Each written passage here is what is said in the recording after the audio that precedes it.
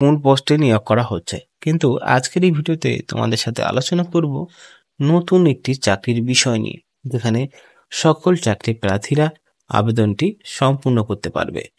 ভিডিওটি দেখতে থাকো। যারা নতুন রয়েছে ইউটিউব চ্যানেলে সাবস্ক্রাইব করে নাও এবং নতুন ভিডিওর আপডেট পাওয়ার জন্য পাশে থাকা বেল আইকনে প্রেস করে দিও। এই চাকরির জন্য বয়স সীমা চাকরি প্রার্থীদেরকে 28 বছরের ফেব্রুয়ারি মাসের মধ্যে, অর্থাৎ 18 বছর হতে হবে, সেটাও হলো ফেব্রুয়ারি 28 তারিখের মধ্যেই হতে হবে। যেটা হলো মাসিক যে বেতনটা সেটা দেওয়া হবে 25,000 টাকা প্রতি মাসে।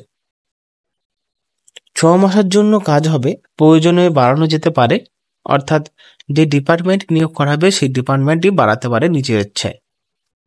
নির্দেশিকা কি হয়েছে?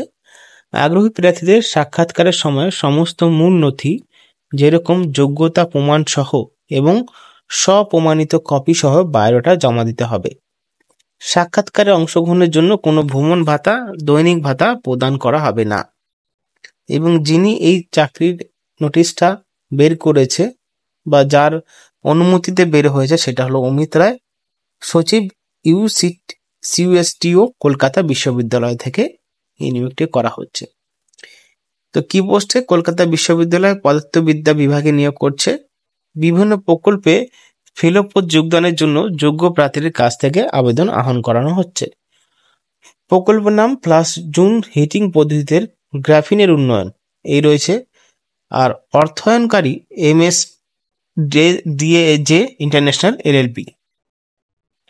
পরিচালক রয়েছে ডক্টর অরিত্র বন্দ্যোপাধ্যায়, পদার্থবিদ্যা বিভাগ, কলকাতা বিশ্ববিদ্যালয় থেকে। সাক্ষাৎকারীর তারিখকেও বলা হয়েছে 7ই মার্চ 2025 শুক্রবার, সময় দুপুর 2টোর সময়। স্থান রয়েছে পদার্থবিদ্যা বিভাগের সভাকক্ষ, কলকাতা বিশ্ববিদ্যালয়, 92 APC রোড, কলকাতা 7,09,000। অপরিহার্য যোগ্যতা: পদার্থবিদ্যায় MSc ডিগ্রি, নিম্নতম 55% নম্বর সহ থাকতে হবে। NET এবং JRF লেকচারশিপ, UGC CSIR যৌথ পরীক্ষা এবং GATE উত্তীর্ণ প্রার্থীদের অগ্রাধিকার দেওয়া হবে এই চাকরির জন্য। পছন্দনীয় যোগ্যতা এখানে ম্যাটেরিয়ালস সায়েন্স ক্ষেত্রে গবেষণা প্রকল্পে অভিজ্ঞতা থাকতে হবে এবং বয়স সীমা 28 বছরের মধ্যে হতে হবে। তো আশা করি বুঝতে পেরেছেন সমস্ত কিছু। এখানে আপনাদেরকে সাক্ষাৎকারের মাধ্যমে নিয়োগ করা হবে। এটা হলো অরিজিনাল অ্যাডভার্টাইজমেন্ট। আমি যেটা দিয়েছিলাম আপনাদেরকে সেটা বাংলায় ট্রান্সলেট করেছি, যেহেতু আপনাদের বুঝতে অসুবিধা না হয়। তো এখানে আপনি চাইলে ইংলিশটাও দেখে কিন্তু আপনি আবেদন করতে পারবেন। ভালো থাকবেন, ধন্যবাদ।